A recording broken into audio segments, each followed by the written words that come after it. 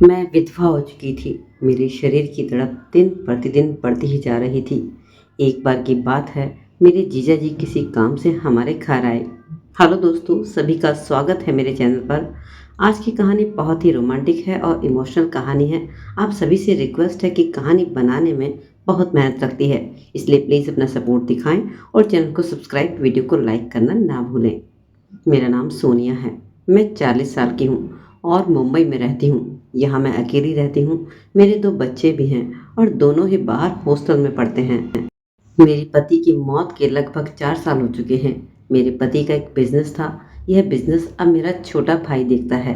पति के मर जाने के बाद मैं बिल्कुल ही अकेली हो गई थी, पर मैंने समय के साथ और समझौते के साथ जीना सीख लिया था।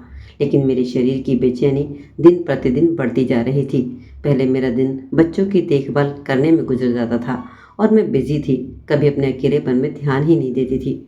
इसी वजह से पति के मरने के 4 साल बाद तक मैंने कभी प्यार ही नहीं किया। फिर वह दिन भी आया जब मुझे प्यार मिला। ऐसा प्यार शायद आज से पहले मुझे कभी नहीं मिला था। यह बात उन दिनों की है जब बहुत तेज ठंड पड़ रही थी। मेरी बड़ी बहन जो दिल्ली में रहती है, उसका मेरे पास कॉल आया। उसने मुझे बताया कि उसके पति विकास को मुंबई आना है, कुछ ज़रूरी काम है, तो वह 2 दिन मेरे यहीं रहेंगे। दिल्ली में उनके कपड़ों का बहुत बड़ा कारोबार है। बस उसी सिलसिले में वह मुंबई आ रहे थे। उनकी किसी कारोबारी से मीटिंग थी। मेरे जीजा जी की उम्र भी लगभग 35 साल के आसपास की है। एक हफ्ते बाद वह दिन भी आ गया जब मेरे जीजा जी हमारे घर मुंबई आए। मैंने एयरपोर्ट पर गाड़ी भेज दी उनको लेने के लिए, लेकिन जब वह मुंबई एयरपोर्ट पर आए तभी उनका कॉल आया और उन्होंने बताया कि मुझे एयरपोर्ट से सीधा मीटिंग के लिए जाना है, इसलिए मैं शाम तक ही घर आ पाऊँगा। तो फिर मैंने अपने ड्राइवर को कॉल लगाया और कहा कि आप उनके साथ ही रहिए, उन्हें गाड़ी की ज़रूरत होगी तो तुम पूरा दिन जहाँ जाना है उन्हें घुमा देना। उसके बाद मेरे जीजा जी शाम को 7 बजे घर वापस आए। जैसे ही वे गाड़ी से उतरे मैं तो उन्हें देखते ही रह गई। आज से पहले भी मैंने उन्हें कई बार देखा था, लेकिन आज मेरी देखने की नज़र उन्हें दूसरी ही थी। वह 6 फीट लंबे और भारी बॉडी वाले इंसान थे। जो भी लड़की अगर उन्हें देख ले तो बस देखती रह जाए, उनकी दीवानी हो जाए। मेरा भी हाल कुछ वैसा ही हो गया था, लेकिन मैंने फिर अपने ऊपर कंट्रोल किया।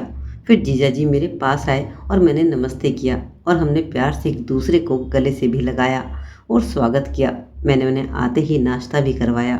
फिर उनसे कहा कि वे फ्रेश हो जाएं। करीब 1 घंटे बाद फ्रेश होकर कमरे से बाहर निकले। वह अब एक शॉर्ट में थे। फिर हम दोनों ने बैठकर एक दूसरे के साथ बातें की। उन्होंने बताया कि उनकी मीटिंग अच्छी रही और उन्हें कल भी जाना है। मैंने भी अपनी बहन रिया की खबर उनसे ली और उसके बाद बातों ही बातों में समय कब बीत गया पता ही नहीं चला। मैंने डिनर लगा दिया और फिर हम दोनों ने साथ में डिनर भी किया। फिर जीजा जी आराम करने के लिए कमरे में चले गए और मैं अपने काम में बिजी हो गई। अब घर में मैं और मेरे जीजा जी अकेले थे। मुझे लगा शायद थके हुए होंगे, वह सो गए और मैं भी अपने कमरे में जाकर कपड़े बदल कर नाइटी पहन ली और शीशे के सामने खड़ी होकर अपने आप को मैं निहारने लगी। मैं अपने शरीर को निहार रही थी कि तभी अचानक दरवाजे पर किसी ने खटखटाया। मैंने दरवाज़ा खोला तो देखा जीजा जी खड़े थे। जैसे ही उन्होंने मुझे देखा तो उनकी आंखों में एक चमक थी। शायद वे मेरे बदन को नाइटी में देखकर निशब्द रह गए थे। फिर कुछ देर बाद बोले, साली साहिबा, माफ़ करना, मुझे नींद नहीं आ रही थी तो सोचा आपके साथ बैठकर कुछ बातें ही कर लूं, पर अगर तुम सोना चाहती हैं तो कोई बात नहीं, हम कल बात कर लेंगे। मैंने कहा, अरे नहीं जीजा जी, मैं तो बस ऐसे ही रूम में आ गई थी, चलो बाहर बालकनी में बैठकर बातें करते हैं। मेरे जीजा जी को ड्रिंक करने की आदत थी। वह अपनी शराब अपने साथ लेकर आए थे। बोले, साली साहिबा, ज़रा ग्लास तो ले आना। मैं एक ग्लास ले आई। तब उन्होंने कहा, अरे ठंड है, थोड़ी सी तुम भी दवाई की तरह ले लेना, एक गिलास और ले आओ। मैंने शराब 2 गिलास में डाली और बाहर बालकनी में हम लोग बैठे। हम दोनों की कुर्सी बराबर में थी। जीजाजी कहने लगे, साली साहिबा, तुम्हें देखकर हमें बहुत ही हिम्मत मिलती है। कैसे तुमने सब कुछ खोने के बाद भी अपने आप को संभाला हुआ है और टूटने नहीं दिया। अपना घर बार सब कुछ संभाल लिया। मैं और तुम्हारी बहन तुम्हारी हिम्मत की हमेशा दाद देते हैं और तुम पर गर्व करते हैं। मैंने कहा, जीजा जी, यही ज़िंदगी है, किसी के जाने से कोई ज़िंदगी थोड़ी रुकती है। अपने आप खुद को संभालना पड़ता है और आगे बढ़ना पड़ता है। वैसे तुम और रिया वहाँ दिल्ली में खुश तो होना। मेरे पूछने पर वह खामोश हो गए। मैंने कहा, क्या हुआ जीजा जी, सब ठीक तो है ना? आप खुश नज़र नहीं आए। कोई परेशानी है तो मुझे बताओ, मैं तुम्हारी मदद करूँगी। रिया मेरी बहन है और तुम उससे जुड़े हो, तो तुम्हारी परेशानी मेरी परेशानी है। तुम्हें कुछ मदद चाहिए तो बोलो। जीजा जी शराब पीते हुए कहने लगे, सब कुछ बहुत अच्छा चल रहा है साली साहिबा, और रिया भी बहुत खुश है, और वहाँ अब तो हमारा बेटा भी है, जिससे हमारी खुशियाँ दुगनी हो गई हैं। मैंने कहा, और तुम, क्या तुम खुश हो? तब कहने लगे, पता नहीं, पर मेरे बेटे के जन्म के बाद से रिया कुछ बदल सी गई है। वह प्यार जो मुझे मिलना चाहिए वह मुझे उससे नहीं मिल पाता। हमेशा घर के काम और बच्चों में बिजी रहती है, मेरी तरफ उसका ध्यान ही नहीं रहता। जो रिया का प्यार था मेरे लिए वह कहीं खो गया है। मैं समझ गई थी कि जीजा जी भी उन मर्दों की तरह जिंदगी जी रहे हैं जो अपनी वाइफ के साथ रहते तो हैं, पर वह प्यार और ज़रूरत के लिए बाहर का सहारा ढूंढते हैं। मैंने कहा, जीजा जी, मैं समझ चुकी हूँ कि प्यार के बिना ज़िंदगी कैसे अधूरी हो जाती है। मैं भी इसी तरह की ज़िंदगी जी रही हूँ, और मैं नहीं चाहती कि तुम भी ऐसी ज़िंदगी जियो, इसलिए मैं रिया से बात करूँगी।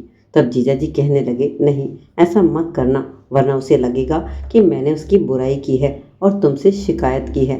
तुमने सही कहा, शायद यही लाइफ है। वैसे भी साली साहिबा, आप 4 साल से अकेली हो।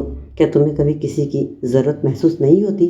क्या तुम्हें नहीं लगता कि तुम्हें भी जीना चाहिए और प्यार तुम्हें भी चाहिए? अब चुप रहने की बारी मेरी थी। थोड़ी देर चुप रहने के बाद मैंने कहा, जीजा जी, कमी तो बहुत महसूस होती है। मैं 4 साल से अधूरी ज़िंदगी जी रही हूँ। सब कुछ मेरे पास है, पर फिर भी मैं अकेली हूँ। तब जीजा जी कहने लगे, अगर तुम बुरा ना मानो तो पूछ सकता हूँ, क्या भाई के जाने के बाद तुमने कभी किसी से साथ प्यार नहीं किया? मैंने कहा, नहीं जीजा जी, समाज और जिम्मेदारी के डर से कभी मेरी इस तरह की हिम्मत ही नहीं हुई। जीजा जी कहने लगे कि तुम्हारा मन नहीं करता खुश रहने का, अपनी ज़िंदगी जीने का, अपनी ज़रूरत को पूरा करने का?